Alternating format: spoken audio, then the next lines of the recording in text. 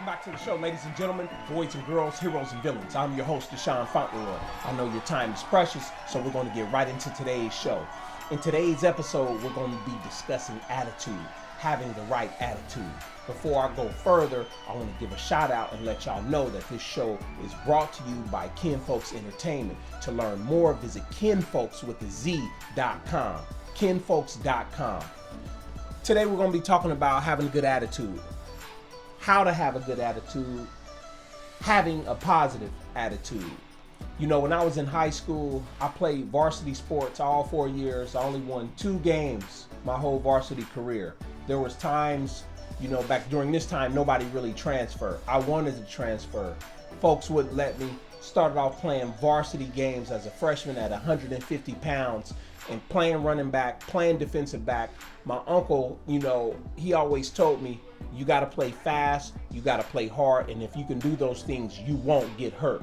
So I always carried that attitude with me wherever I went to. Now, there was times where I wanted to stop playing, I wanted to quit. Like I said before, I wanted to transfer. 2 games out of probably 9 games a season, 36 games, only won 2 games in my varsity career. My goal and attitude was, I'm going to get busy, I'm going to have fun, I'm going to really do my thing when I hit that field due to the circumstances, and I had to get out of making excuses. Get to college, Portland State, one of the top teams in the country. Everything is winning. You get used to winning fast. Right. But there's a discipline that comes with winning, and then you have to follow in order. Today, we're going to be talking about attitude. So I've been on both sides of it as far as losing, winning, coaching, working with athletes. And my attitude is always, I want to win. And I want to win good. I want to win big. It didn't always happen, you know, with us at Cleveland U. We went through some struggles last year. We went through some struggles playing semi-pro football. And just recently, 7-on-7, we went through a lot of struggles. But my attitude every week was to go out and win and instill that in the kids. Now, as coaches, we both know, as a coach and a sports parent, I can't and you can't want it more than the kid. You can't want it more than your son or daughter. You can't want it more than your athletes. They have to want it too. Right. The flip side of all this is we're getting to a point where how can you convey this to these kids now in this generation with all of the different social dynamics going on? So this is going to be a real good episode. It's going to get heated at times. It might get, you know, comical or theatrical, but we're going to have some fun, provide some knowledge and wisdom at the same time. So I want to start with you, Leland. When I'm talking about having a good attitude, you know, with some of the kids that you're working on right now, what does that mean to you? What resonates? What comes to the top of the surface? Well, I'm going to do this. I'm going to throw it back at you, okay? Because as you were talking, you was talking about your experiences in high school and your experiences in college. And it seems to me that what you explained to me was in high school, there wasn't much winning. So No. It was a different organization that was going on. Correct. And in college, there was some winning. But I want to ask you this. When you look back on that experience, do you feel that you placed yourself in a position to be successful? And if you didn't, tell us why. For me, I didn't have a choice because it started at home.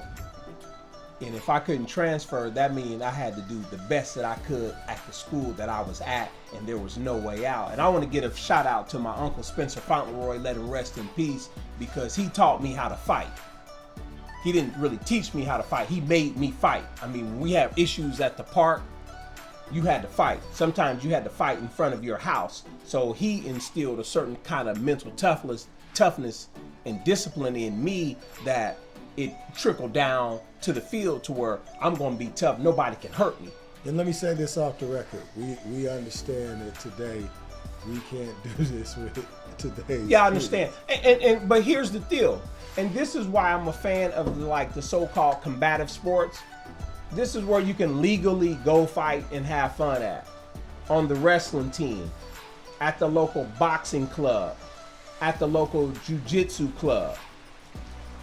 You know, taking judo and sports like that. Yeah, like Mike Tyson say, you never know if you can fight until you get hit in the mouth.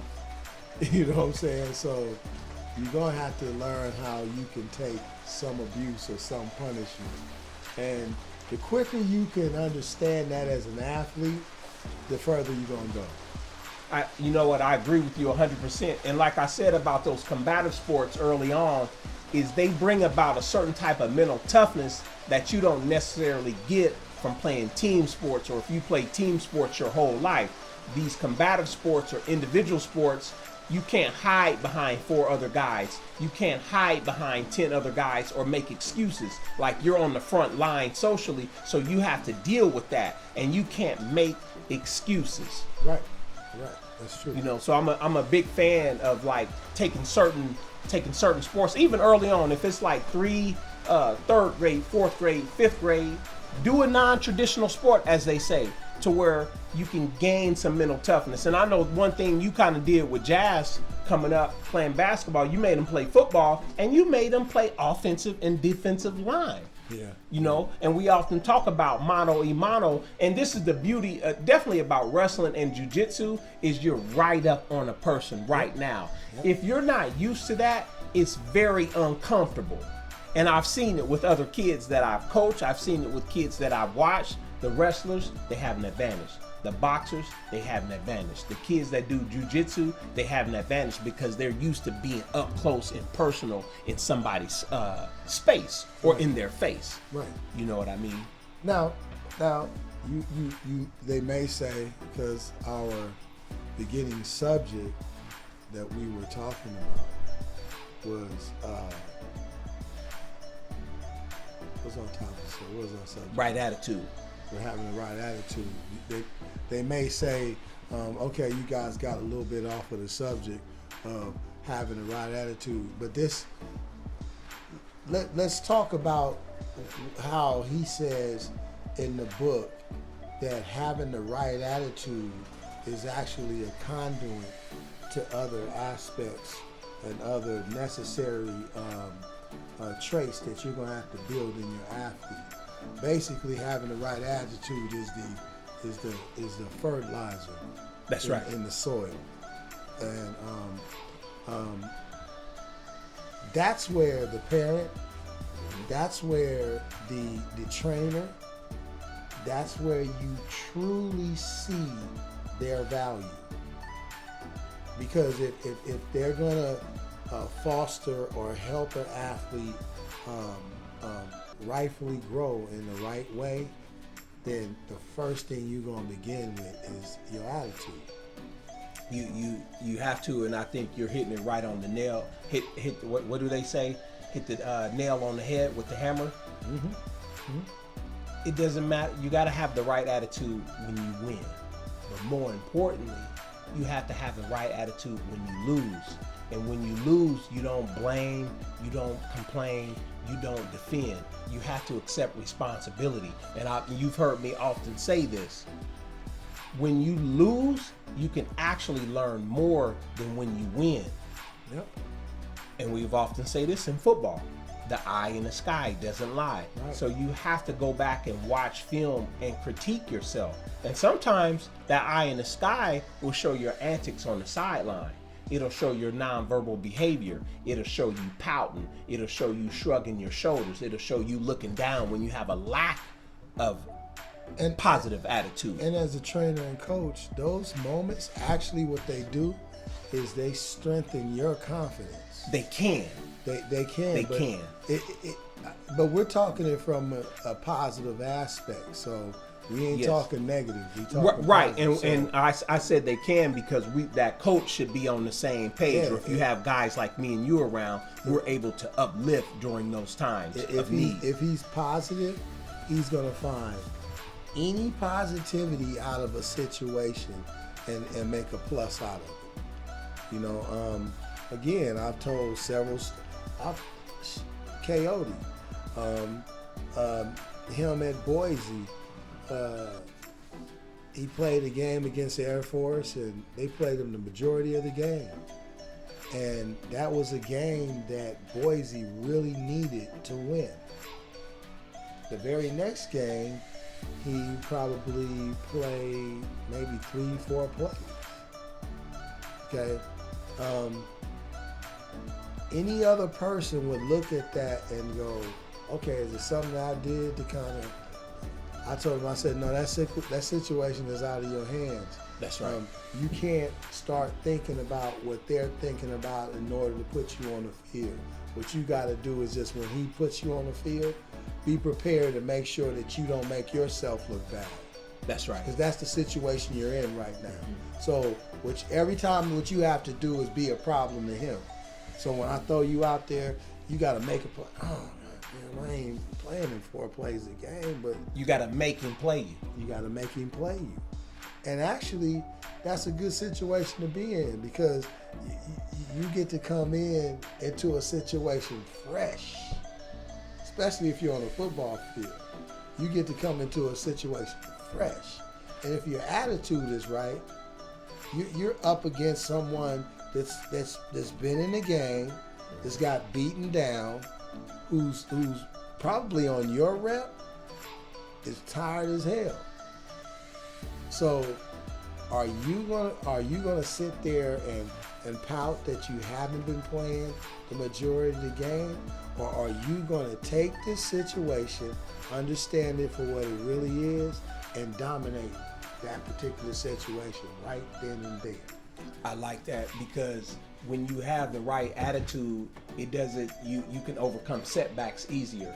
If you find yourself in what might be a tough or difficult situation that you're not used to, if you have somebody like myself or you or the right sports parent that can see things objectively and not short-sighted, that person can overcome that, and you take advantage of your reps in practice. You take advantage of that person in front of you or that practice dummy. We often talk about practice dummies, and that's how you got to look at it. When you get your feelings out of it, take your emotions out of the situation. I'm here on business to get my degree and take advantage of sports, but this individual in front of me, if it's a physical sport like football, and I'm working on my technique, I got my film study down, I'm going to punish that person today, and I'm going to demonstrate with excellence that I should be on the field. My son just got out of a situation where they had a pretty successful NCAA Division I basketball year. At the end of that year, his coach left. And a lot of people took it personal and immediately, spewed a lot of negative comments. Oh, you jumping off the bandwagon. Our approach in the beginning, I always told Jazz, I said, if y'all do as good as I think you guys are gonna do, he probably ain't gonna be here. And on the understanding everything from a business aspect, why would he stay? You have to in this business, especially in college basketball, when your opportunity comes, you have to capitalize on it. That's right. That's the nature of the business. That's the nature of the business. Mm-hmm. Okay, so when he left, my attitude was, I appreciate him because my son left a situation where he was honorable mention, all conference in the WCC. He jumps to a bigger conference. Ends up being 6th man of the year in the conference. That's right. So it brought him more national recognition. He made some positive things out of the opportunities he had. It put him on the platform he is on today, where he's being coached by a Hall of Fame type coach. That's right. And he has the chance to do what every young basketball player at some point in time in his career wants to do. What's that? And that's man and be a starter on a Division I college basketball team. What he does with that opportunity is on him. but the opportunity is there. He's created the situation that he has that opportunity now. So let's see what he does with it. Yeah, I like what you're saying, especially with Coyote and Jazz, because they've been in situations and you've helped them keep the positive attitude, and that shows that you have the aptitude to want to master your craft. And we always often get back to the craft. Yeah. Not everybody has the attitude to have the aptitude to master their craft. And when I see folks like your son, folks like Coyote, I've talked about Brian Kelly, that they've all been through some difficulty that they didn't see. But one thing they kept is a positive attitude. You know, you get Brian, he comes out of Camas, Washington, Camas High School. He goes to Central Washington, graduates. The first thing we wanted to do was redshirt and get Scout Team Player of the Year, because we know what that means in football. Right. You're going to hit the field at least worst case scenario number 2. Yep. He decided that he could play up, so he transferred to University of San Diego, had to sit out a year, give up a year. And it wasn't easy getting released from the school, because University of San Diego wasn't the first option. Right. I won't put too much out there, but then he was put in a situation where he had to sit out. Our goal, be Scout Team Player of the Year again. Yep. And he got that. And what it's like when you redshirt or have to sit out a year and still practice, it's like you're kind of a part of the team, but you're really not, because you're not playing every Saturday. So that's a mindset and an attitude that you have to have and prepare for. You have to say to yourself, I am going to use everything around me to make myself a better player. I'm not going to equate whether I'm a better player because I'm playing on Saturday or Sunday. I can't let that be the judge of whether I'm a good player or not. What I do have control over is how I compete in practice, how I look in practice. Because guess what they do in college?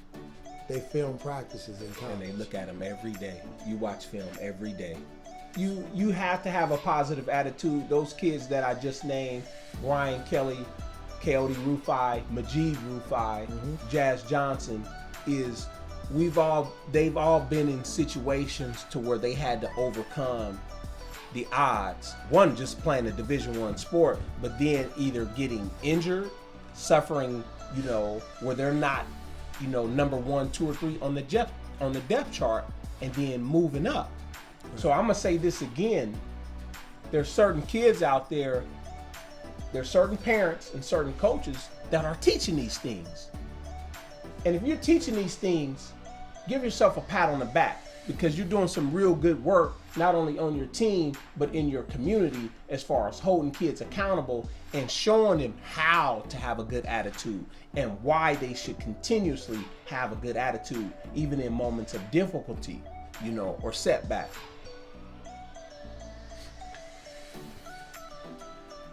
So what is having a good positive attitude? What is having the best attitude? I'll tell you one, I've often said, and you've heard me say this before, is that you have to have a vision and you have to have a purpose. When you know your vision and you know your purpose, that attitude is going to stay. It's going to be positive, because now you have a script. But what we found in the coaching community, if you don't necessarily have a vision or a purpose, or you're just happy with the number of offers, you can't take them all with you. You're only going to land in one destination. And we've seen kids, they do the whole offer thing. I just received my 17th offer from such and such school. Then they get to the school, and a year or two later, they disappeared off the landscape. But see, that's where, we can't be mad at that kid, because the kid had a vision. And the vision was to play college football. But you got to blame that. You got to blame that, because we see that as short-sightedness. You got to blame that on the trainer and the people that are around that kid that's not reminding that kid is, okay, that getting the scholarship is one part of it. Getting to the school, correct. Okay, another part of it is reestablishing yourself amongst a whole nother group of people. Reestablishing yourself up to that point that you were, or up to that level that you were once in high school. A lot of us don't realize this, that probably 70 to 80% of those that were very dominant in high school, they have to find a role on the next level. And it's how you compete on that role sometimes. It's going to depend on whether you may get the opportunity to play on the next level. But again, it's about taking the opportunity you have before you, having a positive attitude about it, and making it work for you. Making it work where, if it's something new, if it's something, let's go back to jazz. A kid who had 44 points against Ben Simmons in high school, Montverde, the #1 school in the nation, led the state in scoring. Okay, then you all of a sudden are put in a situation where a coach says, I only want you to shoot maybe 5 or 6 times a game, and you have to be a positive influence on the team. Okay, not only did he flourish in that area, he flourished in areas on the defensive side of the field, because we had a chance to conversate. If you were tuned in to our last podcast, I talked about there are several different opportunities on a basketball court and on a football field that you can leave your imprint on what's going on competitively in that particular sport. There are other things you can do besides shoot the ball. There's things you can do like set screens. There are things you can do like grab rebounds. Play defense. Play defense. There are other aspects of the game where you can show your purpose. And that all again comes back to attitude. Because there's gonna be an opportunity on the court. If I'm a 40-point per game shooter, there's gonna be an opportunity where the ball comes off the rim, and if I give a little effort, I may be able to grab that rebound. Mm-hmm. But if I'm offensive minded and I'm not thinking in the moment at that particular time, I'm probably going to lose that opportunity to have that rebound on my stat sheet. Yeah, because what I hear you saying, Leland, is that if you're not focused on having the right attitude, depending on where you are in space and time on the continuum with your team, is you can miss out on an opportunity, and that one opportunity might make you miss 3 or 4 other opportunities. True. That will keep you on the court or the field or on the track. Just see how this meticulous way of thinking, actually, when you think about it, gives you more control over your predicament than what you really thought you had. You're right, because I was playing at a time, even though my uncle was great. I always had my uncles in my life because my dad wasn't around, but they had never played high levels of high school football. They didn't play college football. They never played, semi-pro or indoor football. So their knowledge and wisdom could only take me so far. Right. So when you're working with somebody like me and you, like we've been there, and now we have athletes at that level, so we're constantly learning, and we're talking to head coaches. Right. Like when they come home for the summer, we make sure to make contact with the coach so we're on the same page. These are some of the things that we're working on. We're also working with these types of clinicians so they can see that they're not just with any old run-of-the-mill strength and conditioning coach or any garden variety individual out there, that your kids are safe. They're in good hands. Yeah, actually, we continue to reach outside the box. I often talk about how there are basketball trainers who don't understand the general, just how the basic body functions or body function movements are important and necessary for an athlete to be able to repeatedly perform. And in order to understand that, then you have to open yourself of understanding kinesiology.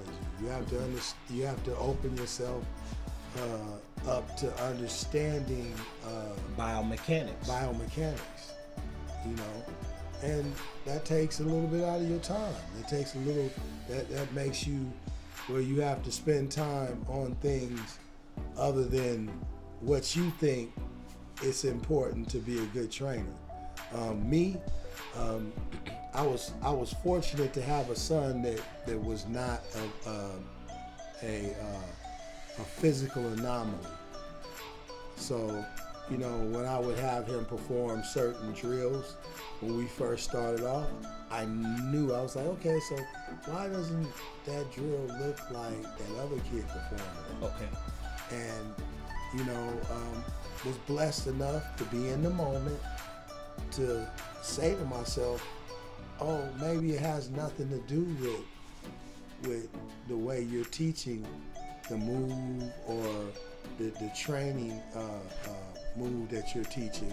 Maybe it has something to do with his physical being. Maybe there's a certain muscle group or an area he's not strong in that made that look a certain way. And that was my key. That one little question led me to, okay, I have to, in order to be a really good trainer, I have to understand how to enhance the body. How do I enhance the body to a point where when I want my athlete to perform this particular movement, he does it in a powerful, fast, explosive way. Again, this episode is brought to you by Kinfolks Entertainment. I want to take a time out to pay some bills. When you get a chance, check out Kinfolks Entertainment. You can find him on Instagram, Facebook, YouTube, all the social media outlets. Come on, man. That dude is, anything with entertainment, man, check out Kinfolks Entertainment, man. If you feel this, put your hands up. Ladies, if you keep it 100 and stand up. Yup, back in the game. Lanes trying to exit. I'm killing all haters. You think my rhymes are weapons? Never mind the doubts. Never mind the questions. I'm in the lead. Feel free to follow my direction. Get away. Keep running. You laugh at the people that try to make it. And you laugh at the people that try to embrace it. That's why people be afraid to follow their dreams. They too busy worrying about what them other people think. Just be you and no one else. Cause when you was down, you didn't look for no one's help. And if you was sick, you didn't look for no one's help. And if you was poor, you didn't look for no one's wealth. So before you look for other people, you gotta find yourself. That's the problem with this world. We gotta fight with each other, not pull out our phones and record a fight of a brother. It's funny they say war saves life in our country, but really we just go and take a life from another. That's a sad truth that they don't wanna hear. That foster care don't care. That all our kids are weird. That's why all our kids are scared.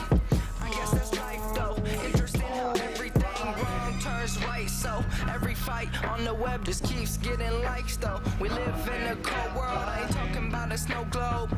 This ain't Grand Theft, but I see more wasted these days. More people listening to you won't make it these days. More people stop chasing their dreams and settling for lesser things. It's amazing that our nation is fine with the negative communication and embracing the separations of blacks and the Caucasian. Are we really united in these days? Cause I feel the separation, we won't make it, just face it. Are you fine with being basic? They disguise your dreams as nightmares so that you won't chase it.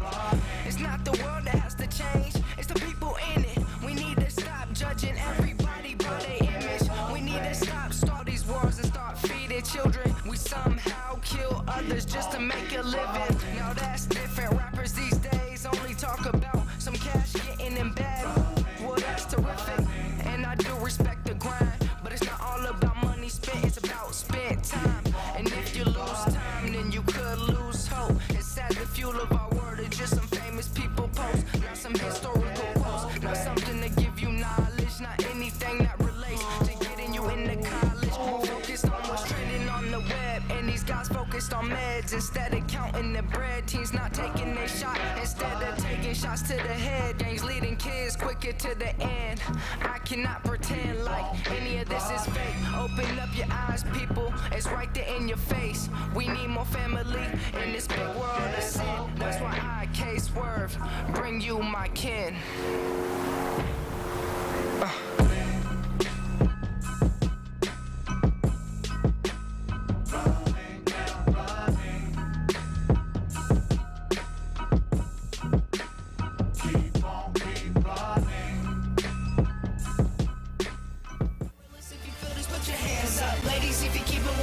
Stand up, yup, back in the game, lanes trying to exit, I'm killing all haters, you think my rhymes are weapons, never mind the doubts, never mind the questions, I'm in the lead, feel free to follow my directions.